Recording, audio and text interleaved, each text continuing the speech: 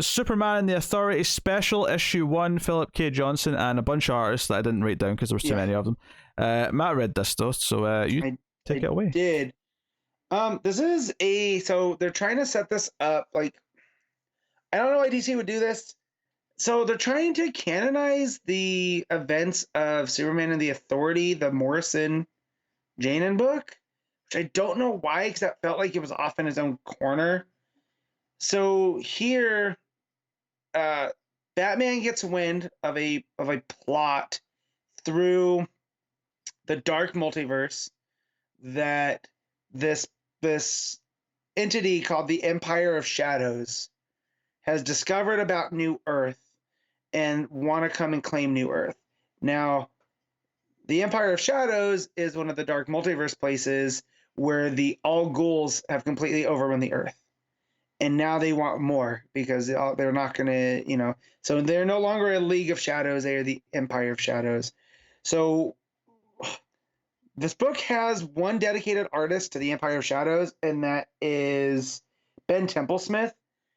And while it's very shadowy and creepy, and you get to see this Earth that the Al Ghouls have taken over, and their banner hangs, and there's bat warrior creatures flying through, the place, and there's also some real hit or miss elements of the art that sometimes look overly simple.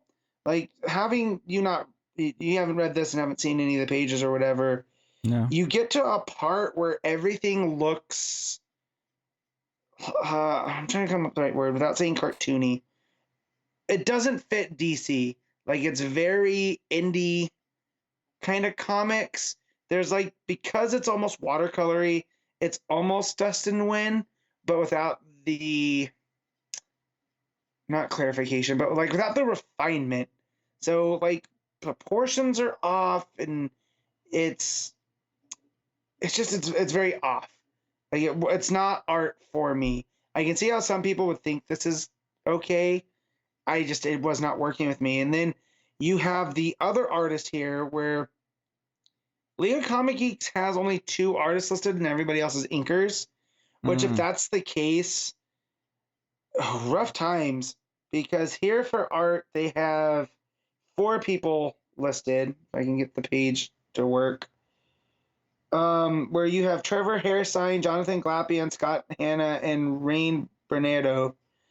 I think 3 of those are definitely inkers. So if you have Trevor Hairsine art, but with all the different inkers, the art has a varying quality, which, doesn't help the book with the Ben Templesmith art that I already wasn't digging. But the main story of this goes is that Batman gets wind of the Empire of Shadows wanting to invade, so he wants the Authority's help because they can do stuff that the Justice League can't. And Midnighter kind of has this feud with Batman that goes through that he goes, "I'm just you, but better." And then as Philip Kennedy Johnson writes, we really do get to see the difference between Midnighter and Batman, which is nice. Is that Batman still does stuff that he doesn't have the ego that Midnighter has, which is nice. And Apollo calls him out on this when they get to the Empire of Shadows and stuff. But Midnighter and Manchester Black both are like, no, we know what you mean, that this is a job for the Authority. We're expendable where the Justice League is not. And that we're not afraid to break a few eggs when we get over there. And that they have to use Enchantress's powers to shift through the multiverse to get back to the dark multiverse. And that Batman sells Superman on this, we have to stop this before they come. We have to play offense, not defense, because this is how we'll end up with a Barbatos situation again. So I give Johnson some credit for trying to build back up the start of the dark multiverse, which was something I thought was back in the past, I thought that was a bed that, or something they had put to bed. But so you have these 3 All Ghoul siblings that you find out have taken out the hero. So they tease the Helm of Fate that they've destroyed, as they're showing their mother and someone else on a throne that's hinted to be Ra's in a Green Lantern ring that they took off of, and that these are just pieces that are going to lead to them taking over New Earth. And you find out that the reason they know about New Earth is they have the body of Tempest Fuginaut hanging beneath their base, their castle Al Ghul, in that somehow they were able to pluck him out, and it's kind of his body with his head hanging, so it's like his torso. He's missing his lower half, his arms aren't there, and he's strung up. And one of the Al Ghul kids were just like, through you, we're gonna conquer everywhere. And leads to Enchantress porting them over there, whereas we get the really wonky art. And Apollo is like, oh, well, so wait, this is the Al Ghuls, right? Like, they're the Empire of Shadows? And Batman's like, yeah, why? He's like, oh, no reason. And he looks over and sees like this art of them worshiping like a bat god. So it starts to seed a little bit like, remember the Dark Multiverse, or these are where Batman's gone wrong. And you end up finding out that the Empire of Shadows knew that they would need someone from there to basically be the doorway. So they're going to take Enchantress, and that's the doorway. So they hook her into what is now just the severed head of Tempest Fuginaut, and they're going to go back to Earth. So they port, I think it's the three of them over where Batman and Midnighter are waiting for them, because they got sent back as well.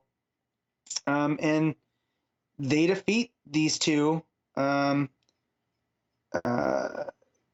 the assist of each other, and that's where they end up with respect for each other. And Enchantress brings the others back through that, for now that they don't have the doorway, they're sealed off for now. And Batman thanks Superman and them. Well, but you get the three Al Ghul kids back through, and they're standing before the guy on the throne, which is revealed to be Bruce Wayne, to no one's surprise. In that, now that they know they can portal shift through, they don't just need the Fuginaut. And it ends with like this bat symbol that we'll see their enemies again. Not at all necessary for the stuff going to Warworld. It's kind of just a showcase, almost to put the authority from the Morrison book to here.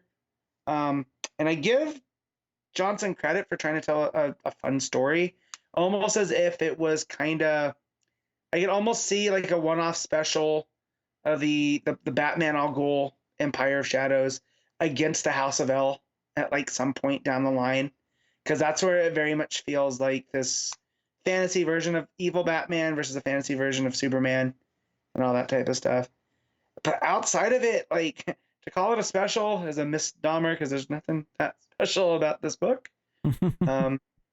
Almost can't be an annual because there's no Batman and Authority, but it almost feels like this is a story for an annual that's, we won't really talk about again, and Batman gets kind of to give the sign off for the Authority.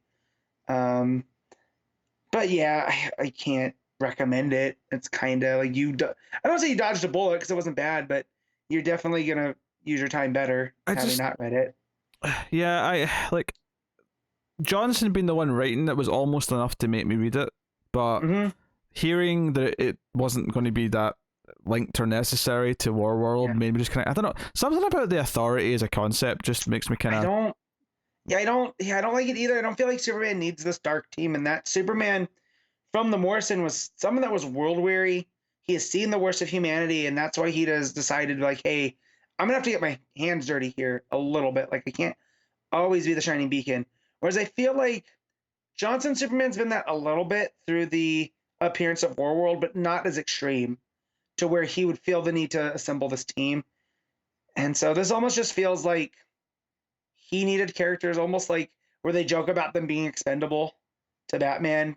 I almost feel like the same of them going to Warworld, because like for me to have Apollo and Midnighter on a team that also features Superman is just weird, because they were the Vertigo Wildstorm versions of Superman and Batman.